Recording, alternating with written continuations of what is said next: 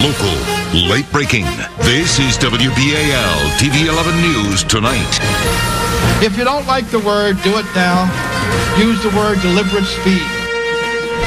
With a political style uniquely his own, you either loved William Donald Schaefer or you didn't at all. But no one ever doubted his passion for Baltimore, for Maryland, or for the people he served. Good evening, everyone. I'm Donna Hamilton. Rod and Marianne are off tonight. Our big story this evening, the passing of political icon William Donald Schaefer, the former governor and controller of Maryland and longtime mayor of Baltimore. We have live team coverage tonight. We begin with 11 News lead investigative reporter Jane Miller. She is at Charlestown Retirement Community, the former governor's home. And Jane, Schaefer was such a force of nature, it's hard to believe he's really gone. And it really won't sink in for a few days for those who knew him best, that's for sure. William Donald Schaefer, you know, lived most of his life in public. Mayor, governor, state comptroller. But this evening about 6:30, he died here at the Charlestown Retirement Community Center, the community home here in Catonsville. He died in private with his longtime friend and longtime aide, Lainey LeBeau-Sachs, at his side, holding his hand. LeBeau-Sachs told us by phone that Schaefer went peacefully. He had been hospitalized earlier this month with pneumonia, but returned to his home at the Charlestown Retirement Community. The pictures that you're looking at, by the way, were taken in 2009, in November of 2009, during Schaefer's last public appearance. LeBeau-Sachs told us that Schaefer's body just gave out. She knew earlier today that he may not make it through this night. Also today, about 4:30 this afternoon, a group of Schaefer's former aides and friends got on the phone on a conference call to say their goodbyes to the former governor. One who was on that call was Schaefer's former press aide, Mike Golden. But he was a delightful man, a loving and caring man. And, you know, those of us who worked for him felt like he was family, and I think it was reciprocated. I always said that he reminded me, he was like my favorite uncle, and he always would ask me how my family was doing, and he genuinely cared. He cared about people.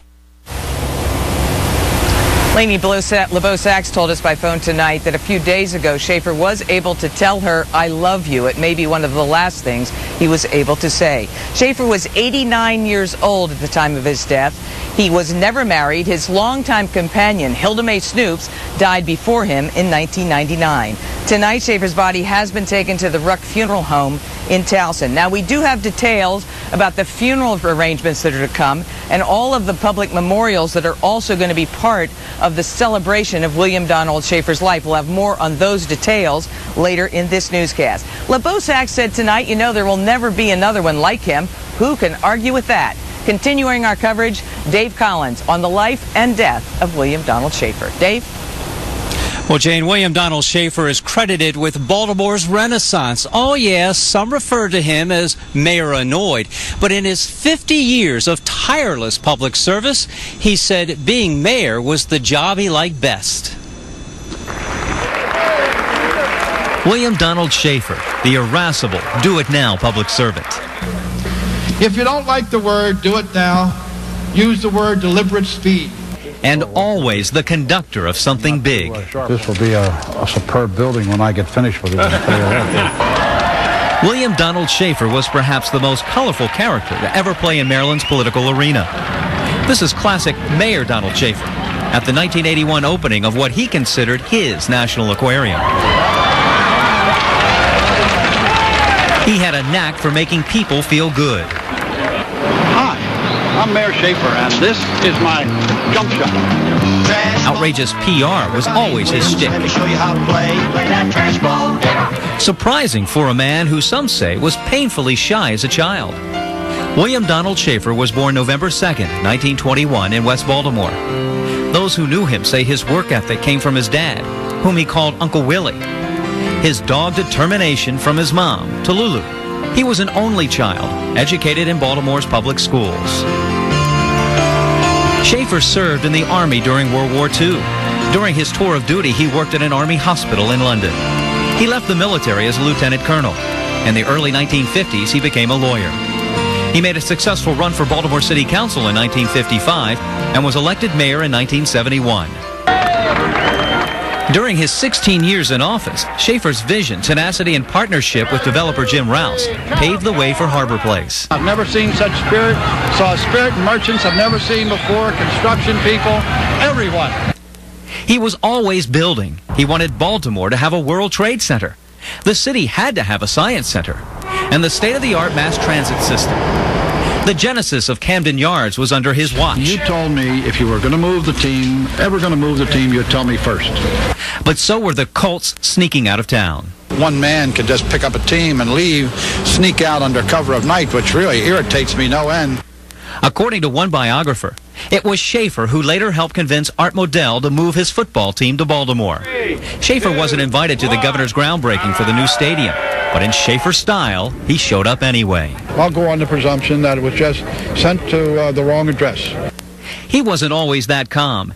He had a city hall-sized temper, but it translated into a passion to get things done, especially the little things. But the little things such as potholes and curbs and trimming of trees, people they neglected that. We did them. Schaefer never married, but longtime friend Hilda Mae Snoops was by his side throughout his career. I, William Donald Schaefer, do swear. Sworn in as governor in 1987, he served 2 terms. But retirement didn't suit the man who seemed to never want to stop working. In 1999, he was elected state controller, a title he'd keep for nearly a decade. But Old Shaky, as he was affectionately called by peers for being so anxious around election time, lost that post in a bruising 3-way race in 2006. You know, you can call bologna sausage, but it's still bologna. I'm me. And if you think I'm ever going to change and keep my mouth shut and try to be politically correct, I'm not going to do that. But he always considered his 16 years as Baltimore mayor the best of times. William Donald Schaefer, a dedicated public servant and Charm City original.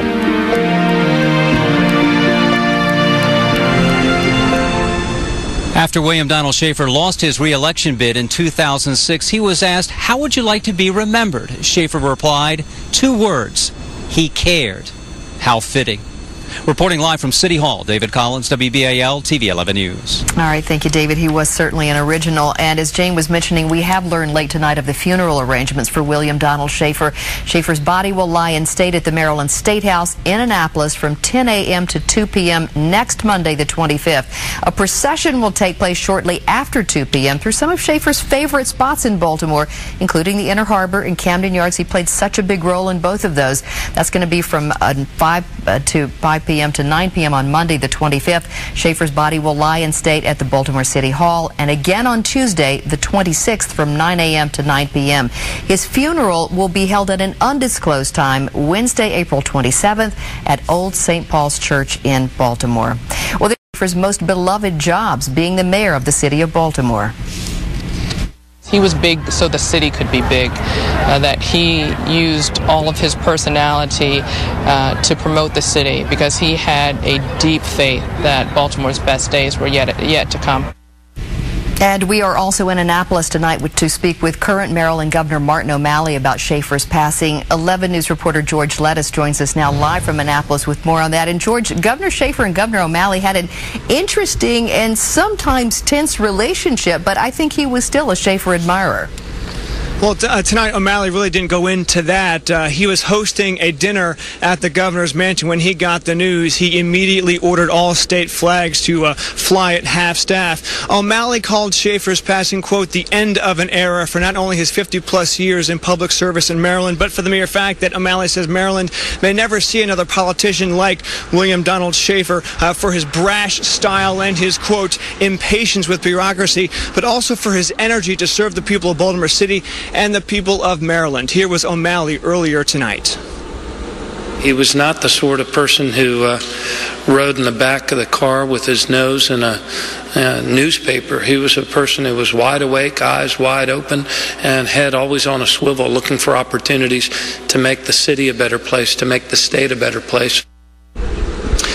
Of course, O'Malley and Schaefer, both Democrats with pretty similar political paths, both mayors of Baltimore City and governors of Maryland. Now, the last time O'Malley said he saw Governor Schaefer was about a year ago. They had dinner together at the government house, and at the end of the dinner, Katie, the First Lady, said to Schaefer, hey, the next time we have dinner or have you over here, we should have a slumber party. And then Schaefer said to Katie, I didn't hear your husband second that notion. So O'Malley tonight remembering Schaefer as the tough politician, but also one with a sense of humor.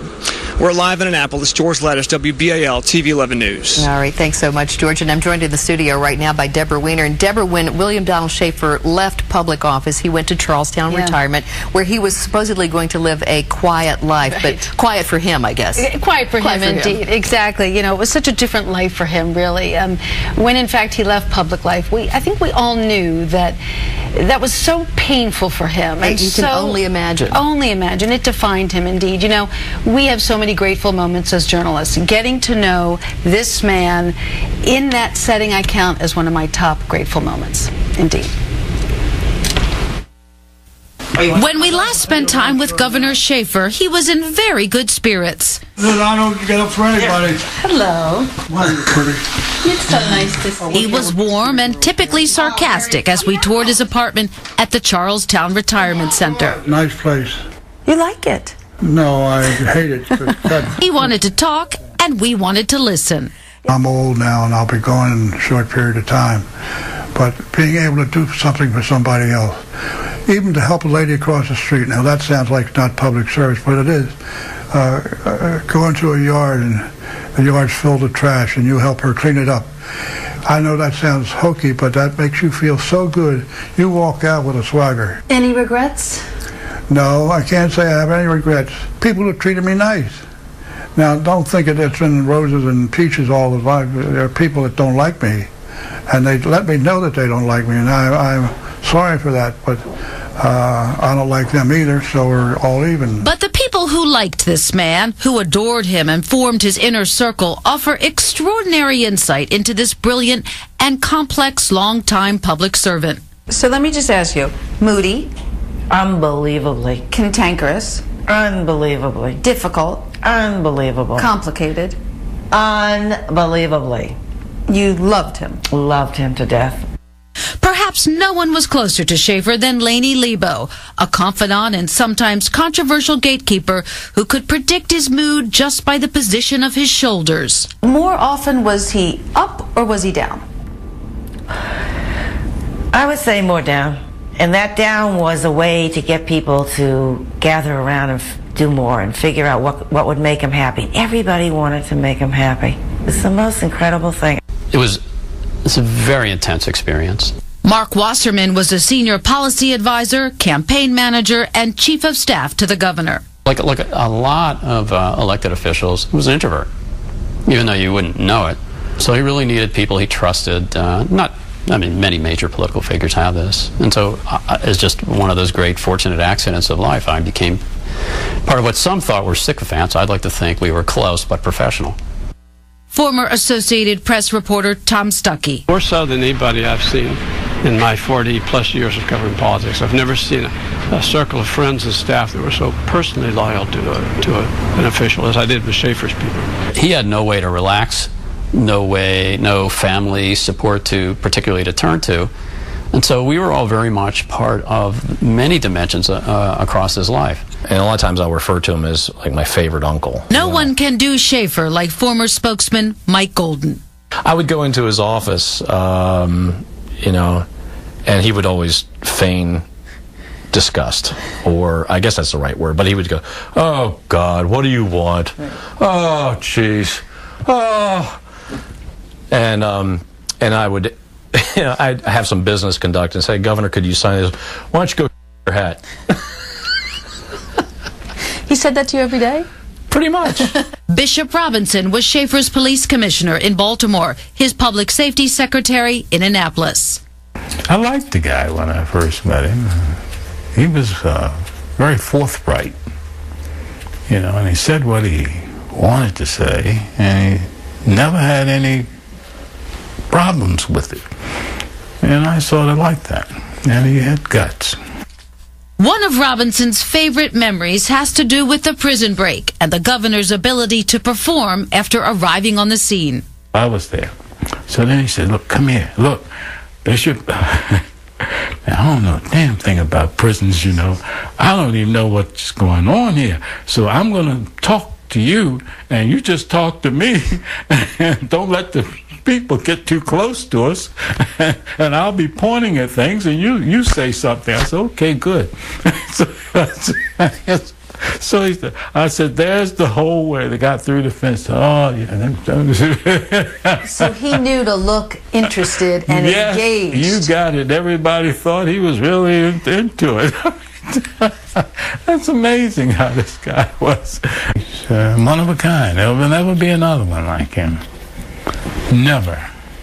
What piece of advice would you give to the next generation of public servants? Love public service as I do. It is the greatest thing in the world. It seems hard to imagine anyone loving it the way Schaefer did. An unconditional love to the end. I miss them already, right? I know. It's what was interesting to me in that, so many things, but when he said his idea of public service, you don't have to be mayor or governor. You can pick up trash. You can help an old lady across the street, and that's an easy way to do public service. Anyone can do that. Absolutely. He wanted everybody around him to take care of the big picture, and he saw those little things as really the big, most important things to do. Yeah, he was a detail man for sure. You know,